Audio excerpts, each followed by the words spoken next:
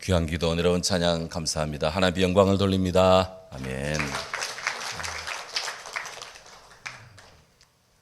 러시아의 대문호 도스토옙스키의 카라마조프가의 형제들이라는 소설이 있습니다. 아주 어마어마하게 두꺼운 책인데요. 아주 명작 중에 명작입니다. 현대 심리학의 거두 시그문드 프로이드가 이 카라마조프가의 형제들, 이 책은 자기 시대까지 쓰인 소설 중에, 책 중에 가장 위대한 책이다, 이렇게 평가할 정도로 대작이고 명작입니다. 이 책은 19세기 후반 제정 러시아 시대의 그런 시골 지주 집안의 카라마조프가 그 집안에서 일어난 존속 살해 사건을 다루고 있는 그런 소설인데요. 이 소설 속에 중세 스페인 종교재판소, 그와 관련된 아주 충격적인 이야기가 둘째 형제의 입을 통해서 그 소설 속에 소개가 됩니다. 15세기 중세 유럽은 종교재판의 이 광풍 아래 다 숨을 죽이고 살았습니다. 그때 스페인 세비야라는 광장에 거대한 화형대가 세워졌습니다. 무려 100명의 사람들을 이단으로 몰아서 이단 재판을 내리고 이단으로 몰아서 화형을 시키는 것입니다. 대신문관이자 추기경인 이 심판관이 왕을, 그리고 귀족들을, 귀부인들을, 그리고 세비야 평민 주민들을 광장으로 다 모이게 했습니다. 100개의 화형대가 세워져 있습니다. 충격과 고통과 절규와 위선이 그 세비야 광장에 휘몰아쳤습니다. 그리고 바로 그 다음 날 소설 속에 그리스도께서 그 세비야 광장에 찾아오셨습니다. 우리 주님이 오실 때 번개가 동쪽에 서쪽으로 번쩍거리며 치는 그런 강력한 위력으로 그렇게 우리 주님이 오신 것이 아니에요. 우리가 성경에서 만나는 예수님처럼 갈릴리 바다 그 호숫가를 지내시던 그런 소박한 모습으로 우리 예수님이 오셨습니다. 그 모습은 아주 일반적인 초라한 그런 조용한 모습이었습니다. 그런데 사람들은 그 예수님을 딱 보는 순간에 저분이 메시아구나, 저분이 그리스도구나 라는 걸 대번에 알아차립니다. 해서 사람들이 광장으로 오신 예수님께로 몰려들었습니다.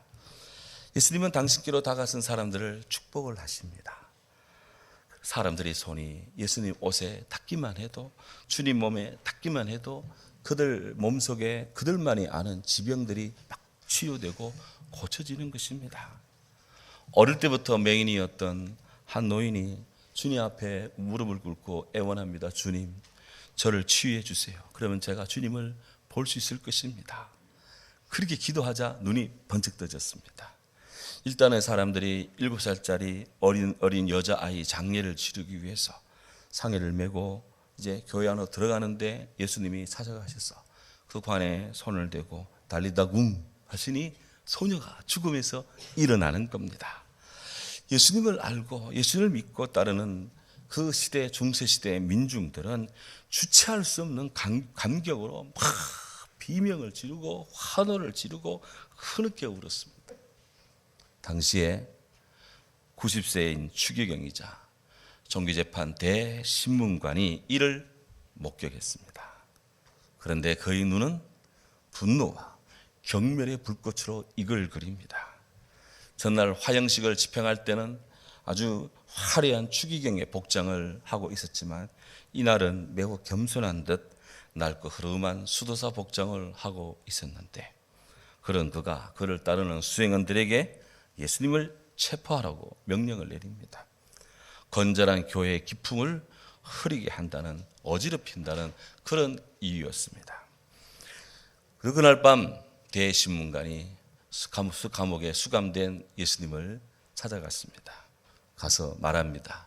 도대체 왜 오셨습니까? 우리를 방해하러 오셨습니까? 묻고 풀 수 있는 권리는 예수 당신에 의해 이미 교황에게 이미 전달되었고 지금은 모든 것이 교황 손에 있으니 당신은 올 필요가 없습니다. 사람은 빵으로 사는 것이 빵만으로 사는 것이 아니라고 당신은 말했지만 실상 사람들은 빵의 이름으로 당신께 반기를 들고 일어나 당신과 싸워 이길 것입니다. 예수 당신은 천상의 빵을 약속했지만 지상의 빵에 그 천상의 빵은 지상의 빵에 비길 수가 없습니다. 빵을 주면 인간은 우리를 경배합니다. 당신은 저들에게 자유를 준다고 했지만 적들은 우리에게 차라리 우리를 노예로 삼아도 좋으니 우리에게 빵을 달라고 소리를 지릅니다. 분명히 알아두세요. 우리는 당신 편이 아니라 악마의 편입니다. 바로 이것이 우리의 비밀입니다. 이런 식의 추기경의 말이 쭉 이어집니다. 그의 말이 거의 끝났을 때 예수님은 자신만만 분기탱천한 그 대신문관의 말에 일절 답하지를 않습니다. 다만 예수님은 그 대신문관에게 다가가서 90살 먹은 그의 핏기 없는 입술에 조용히 입을 맞춥니다. 그러자 대신문관은 선심이라도 쓰는 듯 그런 표정을 지으면서 감옥 창살을 열고는 어서 가시오. 다시는 오지 마시오. 절대로 오지 마시오. 그렇게 예수님을 감옥에서 내보내는 겁니다. 제정 러시아 제국의 혼란스러운 시대상을 반영하는 소설의 한 대목입니다. 하지만 이 대목에서 소설은 교권에 대한 로마 카톨릭의 그런 타락상을 고발합니다. 빵을 구원으로 삼는 유물론주의, 공산주의 사상도 비판합니다. 특히 소설은 철저히 신의 대리자 행사를 하지만 지독히도 교만하고 위선적인 대신문관의 종교의 이름으로의 죄를 규탄합니다. 또한 무지한 군중 심리에 포로가 되어 있는 그런 대중들은 유다처럼 저는 아니지요, 나는 아니지요 라고 이렇게 자기 위안에 열중하는 그런 모습들도 평가하고 있습니다. 하지만 도스토옙스키는 이 카라마초프가의 형제들에서 모두가 다 죄인이다, 우리는 모두가 다 죄인이다 라고 준엄하게 사람들의 타락한 영혼과 양심을 고발하고 있습니다. 오늘 우리는 죄의 굴레에서 벗어나지 못하는 죄인 인간을 그래도 사랑하시고 용서하시는 예수님의 권면을 듣습니다. 성경을 봅니다. 15절에 내 형제가 죄를 범하거든, If your brother sins against you, 만약 너의 형제들이 너에게 죄를 짓는다면, 이라는 말씀입니다. 오늘 주님의 이 말씀의 초점이 형제들에게 맞추어져 있습니다. 이미 본문 앞에서 예수님은 어린이, 작은 자, 소자를 말씀하신 우리 예수님께서 이제 형제라는 brother라는 형제 개념을 반복적으로 말씀합니다. 그래서 본문에 이어지는 이 말씀에 보면 형제라는 말이 나오면서 계속적으로 뭔가 우리에게 메시지를 줍니다. 18장 21절에 보면 주여, 형제가 내게 죄를 범했으면 몇 번이나 용서해 줘야 될까요? 한 7번 하면 되겠습니까?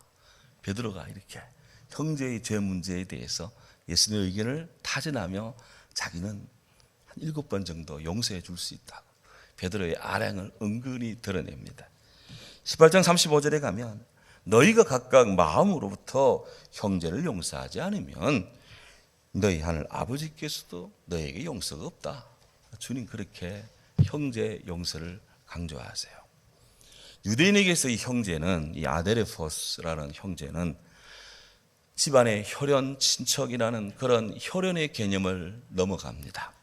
같은 종교를 가진 자, 같은 종교 공동체, 신앙 공동체 안에 있는 자, 다 형제로 일컫습니다. 그러니까 이 본문을 오늘 우리들의 삶에 적용해 보면 우리 믿음의 동료요, 신앙의 동지요, 함께 신앙생활하는 성도들이라고 해도 이 형제 개념은 틀리지가 않습니다. 내 형제가 내게 죄를 범하거든. 지금 우리와 함께 신앙생활하는 형제들이 죄를 범한다. 이 죄가 하나님을 대항하는 그런 신격의 죄가 아니라 여기 죄는 형제가 너에게 죄를 범한다면 이 말입니다. 그러니 함께 신앙생활하는 형제들 상호간에, 교회 내 신자 상호간에 형성되고 발생되는 죄의 문제, 주님이 지금 이 문제를 터치하고 있는 겁니다.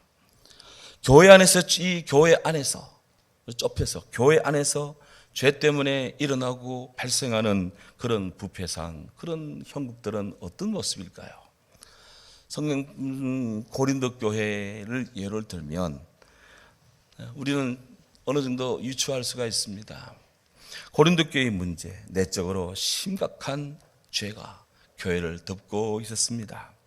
교회 내 분당파, 또 이렇게 파당이 조성되어 시끄러웠습니다. 나는 아볼로파, 나는 바울파, 나는 베드로파, 나는 그리스도 예수파다 하면서 교회가 막 나누어지는 그런 형국이 있습니다. 근친상간으로 인해서 교회 안에 음행이 문제가 되었습니다. 성도 간에 서로 고소하는 재판 송사가 끊이질 않았습니다. 먹는 문제, 식사 애찬의 문제로 인해서 교회 안에 분쟁이 넘쳐납니다. 우상 숭배로 인해서 영적으로 혼란합니다. 성찬식 때 식음료 문제로 인해서 분쟁이 일어났습니다. 성찬 때 예수 그리스도의 죽은 자의 부활과 죽음에 대한 이 문제로 사람들은 설왕설래 의견이 막 나눕니다. 그래서 온전한 믿음이 부족한 상태. 고린도 교회에 이런 문제가 쫙 이렇게 있었습니다. 예수님 때나 사도 바울 때나 그리고 심지어 오늘날에도 교회 내 성도들 사이에 바로 이 같은 크고 작은 유형의 그런 문제가 상존하고 있습니다. 그래도 우리 교회에서는 참 이런 부분이 거의 뭐 없다시피 해서 저는 참 은혜로운 참 행복한 그런 목회생활을 하고 있어 늘 감사를 드립니다. 교회 안에서 어느 성도에게 신앙적, 인격적 혹은 도의적 문제가 있을 때 우리가 어떻게 해야 될까요? 오늘 예수님께서 그렇게 뭔가를 말씀하고 있습니다. 우리 모두 주님께 배우기를 원합니다. 우선 예수님께서는 1차적으로 개인적 권고를 권장합니다. 오늘 성경에 가서 너와 그 사람만 상대하여 권고하라 그랬습니다. Just between the two of you. 단지 너와 그 둘만 이렇게 상대하라. 주님의 이 말씀은 실족한 자를 잃지 않기 위한 1단계 보호 조치입니다. 그것은 1대1의 권면입니다. 개인적으로 조용히 만나 권고하라라는 이 당부, 개인적이라는 이 범주의 설정은 환경과 또 개인적이라는 형식을 통해서 죄전, 소위 뭔가 문제가 있는 형제의 사적인 측면을 보호해 주는 것입니다. 동시에 실족한 그 형제가 신중하게 죄를 범했다는 것을 깨닫고 예수 그리스도 안에서 새 사람 되게 하는 그런 목회 돌봄을 신중하게 하는 것입니다. 특별히 권고하라 그랬어요. 이 권고하라라는 말은 그리스어로 헬라어로 엘렉손이라는 말인데요. 이 엘렉손이라는 말은 단순히 너 잘못했어 막 꾸짖는 것이 아닙니다. 이 엘렉손이라는 권고는 노출시키다, 빛으로 가져오다, 자신의 죄에 대한 이 책망과 또 확신을 주라, 뭐 이런 뜻입니다. 그러니까 개인적으로 권고하라라는 이 말은 바로 형제 성도에게 뭔가가 지금 문제가 있고 뭔가가 안 맞으면 그에게 이야기를 제대로 해서 그를 그리스도의 빛으로 그로 하여금 내적 자아를 깨닫게 해서 사실 가운데로 주님 가운데로 다가오게 해서 그 마음을 형제의 영혼을 깨우쳐 주님께로 이끄는 계도하라. 저 어려운 말인데 깨우쳐서 이끄는 계도하라. 개인적으로 계도해 주라 라는 것입니다. 그렇습니다. 주의 성도들 사이에 뭔가 문제가 있고 혹은 어떤 일이 있다면 개인적으로 조용하게 권고하는 것이 일단은 필요로 합니다. 그렇게 해서 남들의 이목이 쏠리지 않게 한 다음 사적인 측면을 보호해주고 그로 하여금 진지한 자기 성찰, 자기 평가를 할 수 있도록 그렇게 하는 것이죠. 그렇게 주님의 마음, 온유하고 겸손한 주님의 마음으로 1차 그렇게 하라 이것입니다. 바울 사도는 고린도전서 9장 19절 이하에서 그의 심정을 이렇게 토로합니다. 내가 모든 사람에게 자유로우나 내가 스스로 모든 사람에게 종이 된 것은 더 많은 사람을 얻고자 합니다. 내가 유대인과 같이, 내가 유대인이지만 유대인같이 율법 아래 있지 않다. 하지만 내가 유대인들의 율법을 누구보다 잘 지키는 것은 율법 아래 있는 유대인들을 건지기 위함이다. 내가 율법 없는 사람들, 비유대인, 이방인들에게 내가 율법 아래 있지만 율법 없는 사람처럼 그렇게 자유로운 삶을 사는 것처럼 그렇게 보이는 것은 바로 그런 사람들도 예수께로 인도하기 위함이다. 약한 자들에게 내가 약한 자가 된 것은 약한 자들을 얻기 위함이고, 내가 여러 사람에게 이 모양 저 모양 이렇게 저렇게 이런 다양한 모습으로 내가 낮아지고 높아지고 이렇게 되는 것은 아무쪼록 몇 사람이라도 구원하고자 함이니 내가 복음을 위하여 모든 것을 행하면 복음에 참여하고자 함이라. 바울은 자유인이었고 그는 유대인이며 동시에 로마 시민이었습니다. 하지만 누구보다도 복음 안에서의 종 되기를 기뻐했고요. 누구보다도 그리스도 예수의 일꾼 되기를 기뻐했습니다. 누구보다도 주님을 섬기는 그런 삶으로 그의 삶을 바쳤습니다. 그러면서 그는 무익한 종이라고 자기를 토로하고 고백합니다. 한 명이라도 더 예수님 잘 믿게 하기 위한 그런 사도의 마음이에요. 이것이 하나님 모세를 통해 레위기 19장 17절 18절에서 이렇게 말씀했습니다. 너는 내 형제를 마음으로 미워하지 마라. 내 이웃을 반드시 견책하라. 그러면 네가 그에게 대하여 죄를 담당하지 않을 것이다. 원수를 갚지 말며 동포를 원망하지 말며 내 이웃 사랑하기를 내 자신과 같이 사랑하라. 나는 여호와다. 그렇습니다. 개인적으로 어느 누구를 만나서 권고를 하는 경우 그가 순순히 받아들인다는 보장은 없습니다. 매우 힘든 일입니다. 그런데 이보다 더 깊은 사랑에서 우러나오는 그런 마음의 겸손으로 그렇게 형제를 사랑하고 그렇게 그의 구원을 위해 삶을 시간을 들인다는 것은 참 더 어려운 일입니다. 무엇보다도 그에게 인내가, 그에게 지혜가, 조심성이, 용기가 있어야 될 가능한 일이에요. 오늘 온 세상은 손가락질하고 정죄하고 단죄하고 이렇게 지적하기에 바쁜 세상입니다. 하지만 우리 그리스도인들은 주님의 이 마음을 우리 진정하게 받아야 됩니다. 성경에 말합니다. 너희는 스스로 조심하라. 만일 네 형제가 죄를 범하거든 경고하고 회개하고 용서하라. 우리 주님의 말이에요. 이렇게 실족한 형제에게 주님의 사랑 안에서 개인적으로 권고를 합니다. 그런데 별로 개선이 잘 안 됩니다. 그렇다면 주님은 다음 단계, 그 다음 단계를 말씀합니다. 오늘 성경 15절 17절에 보면 이렇습니다. 만일 들으면 네가 네 형제를 얻는 것이다. 만일 듣지 않거든 한두 사람을 데리고 가서 두세 정인의 입으로 말마다 확정해라. 만일 그들의 말도 듣지 않거든 교회에게 말하고 교회의 말도 듣지 않거든 이방인과 세리처럼 여기라. 주님 그렇게 말씀했습니다. 이 권면을 듣지 않거든 이라는 말, 헬라어로 파라쿠세라는 말인데요. 이 파라쿠세, 네가 권고를 했는데도 권고를 듣지 않거든. 이 말은 권고하는 자가 그렇게 진심으로 이야기를 하는데도 그 권고를 받는 그분은 무심코 듣거나 무시하는 자세로 건성으로 듣거나 아니면 완전히 무시해 버리고 그냥 마이동풍처럼 여기는 익은 것들, 이게 권면을 듣지 않는 그런 모습이에요. 성경은 이런 자세를 대단히 좋지 않게 평가합니다.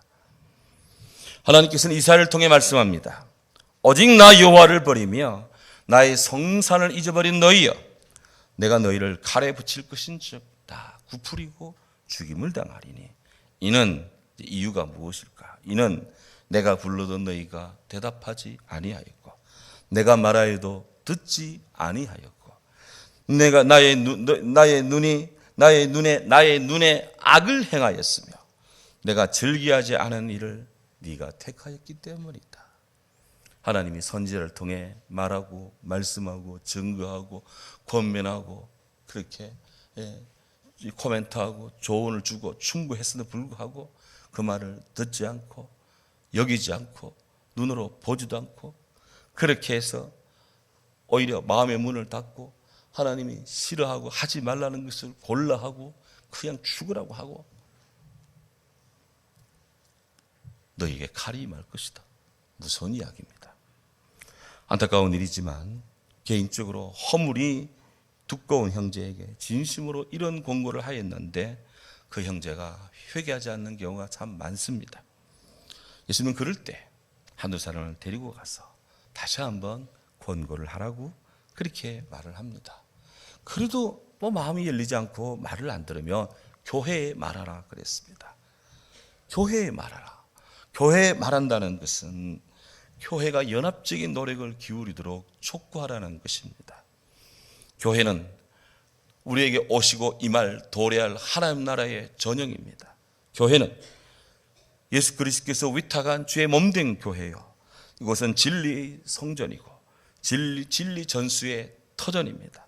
동시에 모든 성도들이 여기서 주 안에서 함께 더불어 코이노니아 교제를 나누는 장이고요, 신앙의 훈련과 믿음 성숙의 도장입니다. 교회는 만민의 기도하는 집이고 교회는 하나님의 눈빛이 있는 곳입니다. 교회는 주님의 심장이 느껴지는 곳입니다. 교회가 허물이 있고 실족한 성도들을 위해 권면하는 것은 엄중한 사안입니다. 설교를 통해, 찬송을 통해, 신방을 통해, 전화를 통해, 이렇게 저렇게 기관을 통해, 구역을 통해 여러 사람들이 이야기를 하는 것이 교회를 통해 권면하고 말하는 거예요. 교회가 합심하여 권고하였음에도 불구하고 끝내 말을 듣지 않고 화해를 하지 않는 경우 예수님께서는 이방인과 세리같이 여기라 그렇게 말씀했습니다. 이방인과 세리, 어떤 존재인가요? 유대인들의 회당, 그들의 예배소에는 이방인들이 허락이 없으면 들어갈 수가 없습니다. 세리들, 그들은 하나님의 유대인의 재산을 국외로 방출하는 그런 매국노, 이런 식으로 평가를 받는 사람들, 유대인의 공동체에 그렇게 기분 좋게 참여할 수가 없습니다. 한마디로 단체 밖의 사람들, 부계자들입니다. 예수님께서 범죄한 그 형제에게 개인적으로 혹은 두세 사람이 교회가 이렇게 진중하게 사랑으로 다가서고 그렇게 이야기를 했음에도 불구하고 그렇게 교회까지도 나가서 이렇게 권면하러 하는 것, 교회가 주도적으로 그를 정죄하고 그를 이렇게 평가하라 그런 의미는 아닙니다. 그와 접촉을 잠시 중단해서 그 형제로 하여금 심리적, 영적으로 과연 내가 옳을까? 라는 생각을 하게 하며 자신의 삶을 돌아보게 해서 하라. 그렇게 해서라도 주님께로 돌아올 수 있다면 그것이 주의 사랑이다, 교회의 사랑이다 하는 거예요. 참 어려운 일입니다. 그런 다음 우리 주님께서는 믿음의 형제 중 실족한 자가 교회의 권고도 듣지 않고 나처리 있다면 어떻게 할 것인가? 오늘 우리가 아는, 너무나 우리가 잘 아는 그런 말씀을 합니다. 마음을 같이 해서 함께 기도하라. 이렇습니다. 진실로 너에게 이르노니 무엇이든지 너희가 땅에서 매면 하늘에서도 매일 것이고 무엇이든지 땅에서 풀면 하늘에서도 풀리리라. 진실로 다시 너에게 이르노니 너희 중에 두 사람이 땅에서 합심하여 무엇이든지 구하면 하늘에 계신 내 아버지께서 다 너희를 위하여 이루시리라. 아멘. 두세 사람 모인 곳에 나도 그들과 함께 있다. 전도서에 두세 사람이 한 사람보다 나은 것은 삼겹줄은 쉽게 끊어지지 않는다. 흔히들 저도 그렇습니다만은 우리 교회 합심해서 기도합시다 라고 합심기도 강조할 때 단골로 등장하는 인용하는 말씀이 이 말씀입니다. 그런데 이 말씀이요, 합심기도만이 아니라 말씀의 맥락에서 보면 시험당한 형제, 어려움 당한 형제, 고난 속에 있는 자, 교회의 공부도 잘 통하지 않는 그런 답답한 영혼의 상태에 있을 때 교회가 해야 되는 최종의 일은 합심하여 기도하는 것이다. 이것을 다시 인식합니다. 그렇습니다. 교회는 함께 더불어 기도하는 만민의 집입니다. 성경은 심지어 병든 자가 있더라도 그를 위해서 함께 기도하라고 촉구했습니다. 예수님 동생 야고보께서 야고보서를 쓰면서 이렇게 말씀해요. 너희 중에 병든 자 있느냐? 그는 교회 장로들을 청할 것이고 그들은 주의 이름으로 기름을 바르며 그를 위하여 기도할지니라. 믿음의 기도는 병든 자를 구하리니 주께서 그를 일으키시리라. 혹시 죄를 범하였을지라도 사하심을 받으리라. 예. 여기 두 사람이 함께 기도하라 그랬습니다. 두 사람이 누구일까? 예수님이 제자된 자로서 함께 더불어 할 수 있는 최소 단위가 두 사람입니다. 너 둘입니다. 바로 이렇게 예수님이 제자들 최소 단위로 모일 수 있는 사람, 함께 기도하라는 것입니다.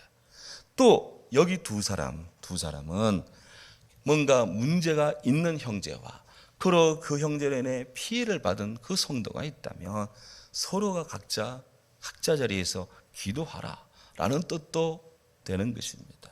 어쨌든 합심하여, 영어로는 together입니다. together, 합심하여. 요즘 가을에 클래식 선율이 참 아름답습니다. 찬양단들의 여러 악기를 동원한 그런 찬양이 참 아름답습니다. 우리 찬양대가 찬양할 때 그 찬양이 아름답습니다. 왜? 하모니가 이루어지니까. 테너, 베이스, 알토, 소프라노 이 네 개의 음이 하모니를 쫙 이룰 때 천상의 음악을 듣는 거예요. 그것이 이 아름다운 것입니다. 합해서 기도하는 힘입니다. 마음이 심포니처럼 합쳐지고 일치를 이루고 조화를 이룰 때 인생이 행복합니다. 놀랍게도 초대교회는 합심기도와 함께 시작된 교회입니다. 예수님 제자 가룟 유다를 대신할 맏대아를 세울 때 사도들이 함께 기도했습니다. 예루살렘 교회가 성장할 때 저희가 사도의 가르침을 받아 서로 교제하며 떡을 떼며 기도하기에 전혀 힘을 썼답니다. 사마리아 지역에 복음이 전파될 때 온 교회가 그들을 그 사마리아 땅을 위해서 기도했습니다. 베드로가 복음을 전하다가 옥에 갇히는 위기 상황에 처하게 됩니다. 그때 사도행전 12장 6절에 보면 교회가 저를 위해 베드로를 위해 간절히 기도했다. 그래서 그렇게 기록이 되어 있습니다. 마음을 아파요 기도하는 것은 교회의 습관이고 일상이자 성도의 특권이고요. 우리가 하나님 앞에 행복하는 비결이고 또 지름길입니다. 하나님은 최고의 선이시자 모든 행복의 행복이십니다. 기도는 영혼의 대화, 주님과 대화하는 것, 행복이신 하나님과 행복을 기도하면 그 마음이 행복해지는 거예요. 그런 성도에게 기도가 없다. 마음이 빈약하고 마음이 껄끄럽고 광야 같은 것이죠. 사랑하는 여러분, 주 안에 있는 믿음과 소망과 사랑을 든든히 합시다.